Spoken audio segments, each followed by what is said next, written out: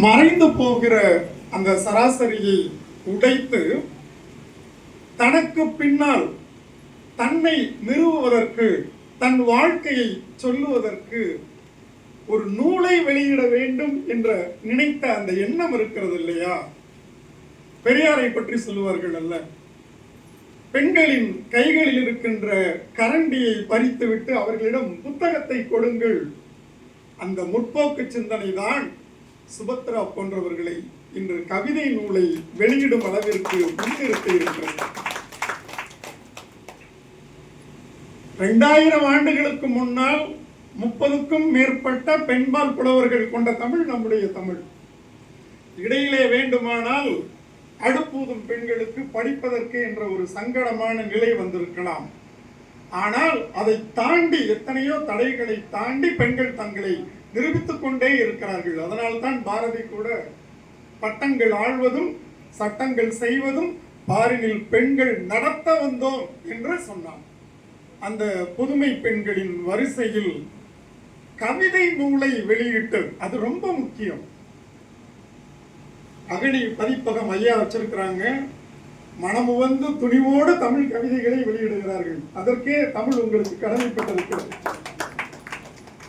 ஒரு சமையல் புத்தகமோ அல்லது ஒரு ஜோதிடம் சாதக புத்தகங்களோ விற்கின்ற அளவிற்கு கவிதை நூல்கள் விற்பதில்லை என்பதுதான் கசப்பான உண்மை. சுபத்ரா பாருங்க, எவ்வளவு செலவழித்து கவிதை நூலை வெளியிடுகிறார். அதுக்கே ஒரு துணிவு வேணும்.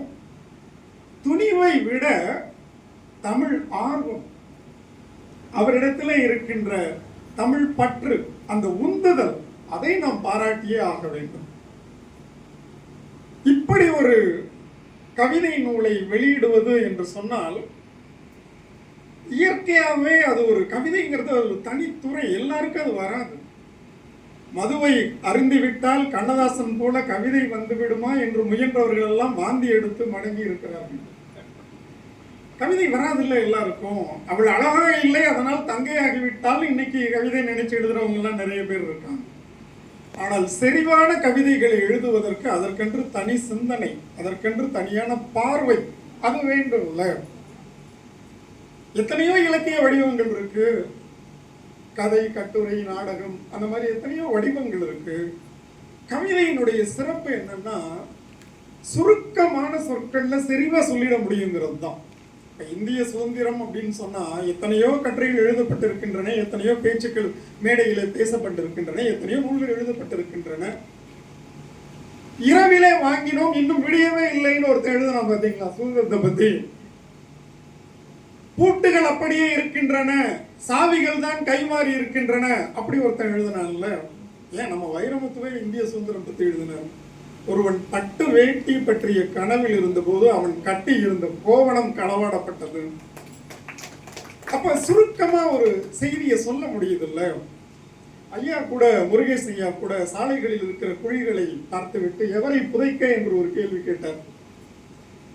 தூக்கம் வருகிறதே என்று புத்தகத்தை படிக்கின்ற, புத்தகத்தை மடக்கி வைக்கின்றவர்களை பார்த்து பதறுகின்றன பக்கங்கள், படிக்க முடியாத பக்கங்கள் என்று முருகேஷ் ஐயா எழுதியிருக்கிறார். அப்ப சொல்வதை செறிவாக சிறப்பாக சொல்வதற்கு உதவுகின்ற அருமையான வடிவம் கவிதை வடிவம். அது எல்லோருக்கும் அது அமைவதில்லை. சுபத்ரா அவர்களுக்கு அமைந்திருக்கிறது. பல முறை நான் கேட்டுக்கொண்டே இருந்திருக்கிறேன். அதனால் ஒருவேளை எனக்கு இந்த வேலையை கொடுத்தாரா என்று தெரியவில்லை. சுபத்ராவோட நூல் எப்போ வரும், கவிதை நூல் எப்போ வரும் அப்படின்னு கேட்டுட்டே இருந்திருக்கேன். தனியாத தாகத்தோடு கவிதை எழுதியிருக்கிறார். பெண்கள் பற்றிய சிந்தனைகளை, பெண்களை பற்றியெல்லாம் ஆண்கள் எழுதிக்கிட்டே இருக்கிறோம். இன்றைக்கு அதை ஒரு பெண் எழுதுறது, பெண்ணினுடைய பார்வையில் தவறா நினைக்க வேண்டாம். ஒரு மாதவிடாயின் வலியோ அல்லது ஒரு பிள்ளை பேரோ அதை ஒரு பெண் எழுதுறது மாதிரி ஒரு ஆண் எழுத முடியாது தானே அந்த உணர்வுகளை. அப்போ இது போன்ற பெண் கவிஞர்களை நம்ம ஆதரிக்கணுமா இல்லையா? இன்றைக்கு 300க்கும் மேற்பட்ட பெண் கவிஞர்கள் இருக்காங்க. நான் சொல்றேன், சங்க இலக்கியத்தில் 30 பேர் இருந்தாங்க அந்த காலத்திலேயே. இன்னைக்கு 10 பெண் கவிஞர்கள் பேர் சொல்லுங்கன்னா கொஞ்சம் யோசிப்போம். அப்போ நம்ம முதன்மை கொடுக்கறத மறந்துட்டோம். இனியாவது பெண் கவிஞர்களை, அவர்களுடைய கவிதைகளை நாம் ஆதரிக்க வேண்டும்.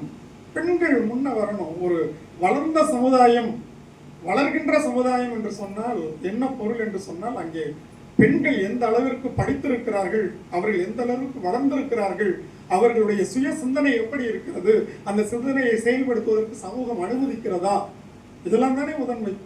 அப்ப அதுல ஒரு சிறந்த படியாகத்தான் இந்த கவிமுரசு பாரதி பேரவை சுபத்ராவினுடைய நூலை வெளியிட்டிருக்கிறது. நூலினுடைய தலைப்பே அற்புதமான கவிதை, விழுந்து எழுந்த பறவை. சொல்லுவாங்க, பறவைகள் மரங்களிலே கிளைகளிலே அவை தங்குகிற போது அவை கிளைகளின் மீது நம்பிக்கை வைப்பதில்லை, தன்னுடைய சிறகுகளின் மீது நம்பிக்கை வைத்திருக்கிறது. சுபத்ரா அவருடைய சிறகுகளின் மீது நம்பிக்கை வைத்திருக்கிறார். அவருக்கு வானம் வசப்படும், அவருடைய வானத்திற்கு இனி எல்லையே இல்லை. நிறைய கவிதைகள் இந்த நூல்ல நான் படிச்சேன், ரசிச்சேன். விண்ணில் பறக்கையில் மண்ணில் விழுந்தாலும் எழும் வீரப்பறவையாய் மீண்டெழுவோம்னு அப்படி ஒரு பெண் சொல்றாங்கன்னா அது ரொம்ப வரவேற்கத்தக்க விஷயம் இல்லை. நிர்மலா மோகன் ஒரு கவிஞர், அவங்க எழுதுனாங்க ஒரு இடத்துல, தோழி, நாம் கண்ணில் நீர் எழுதி பார்த்தோம், ஆண் இனம் அதில் நீந்த கற்றுக்கொண்டது, வா நெருப்பு எழுதி பார்ப்போம். இந்த கவிதைகள்லாம் அந்த கோபத்தை பார்க்க முடியுது, சுபத்ராவினுடைய கோபத்தை பார்க்க முடியுது. சமூகத்தில் பெண்களுக்கு எதிராக நிகழ்கின்ற அவலங்களை குறித்து அவர் சொல்லுகிற போது அதிலே காத்திரம் இருக்கிறது, அழுத்தம் இருக்கிறது.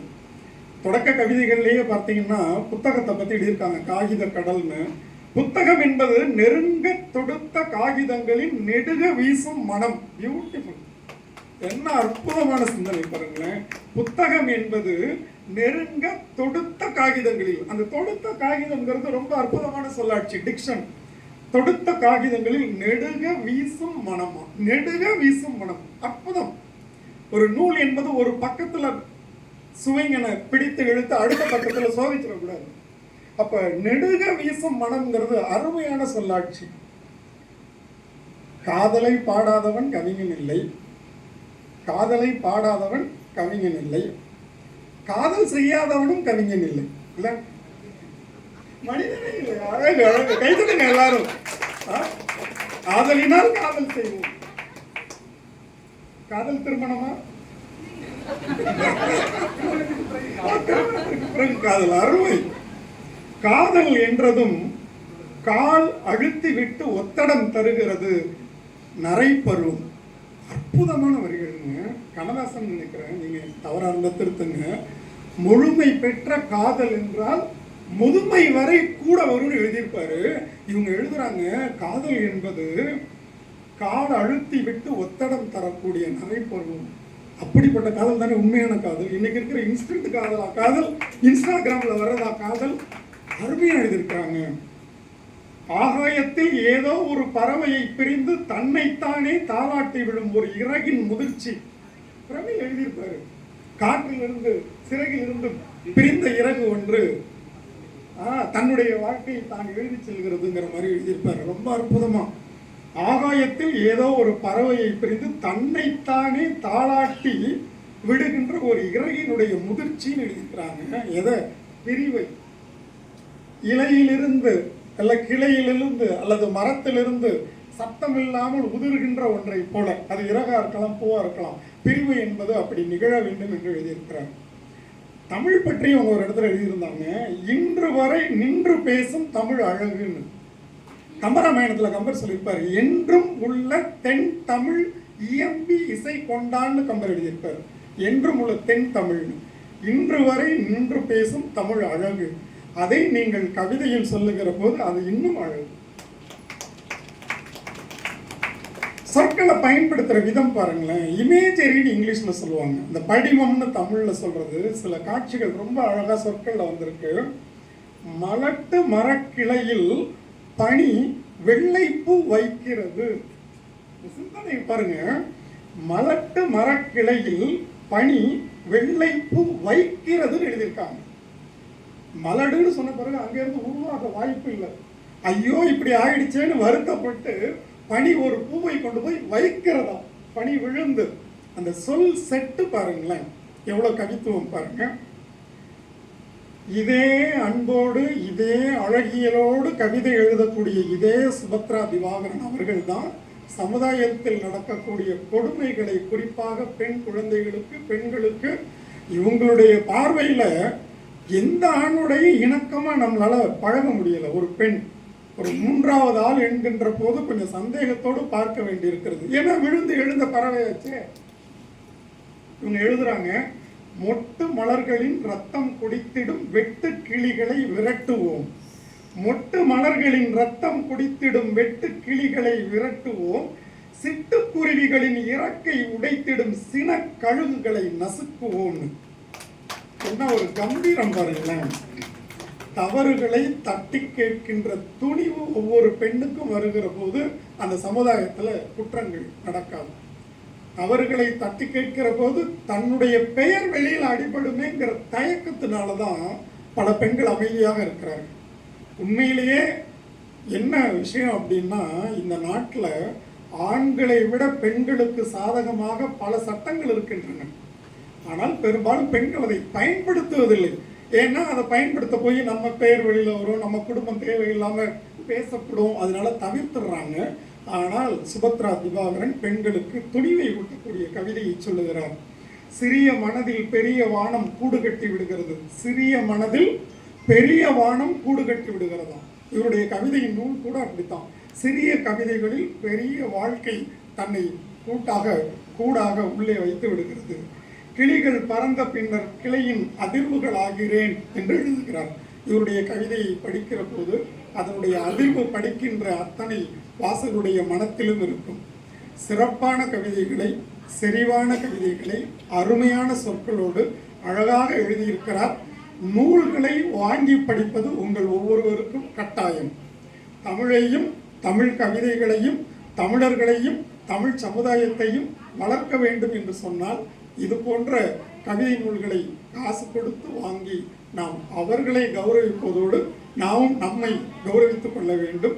இந்த இளைய கவிஞர் இன்னும் வளரட்டும். இந்த பறவையினுடைய சிறகுகள் இன்னும் விசாலமாகட்டும். கவிதை வானம் அவருக்கு வசப்படட்டும் என்று வாழ்த்தி நேரம் கருதி விடைபெறுகிறேன். நன்றி, வணக்கம்.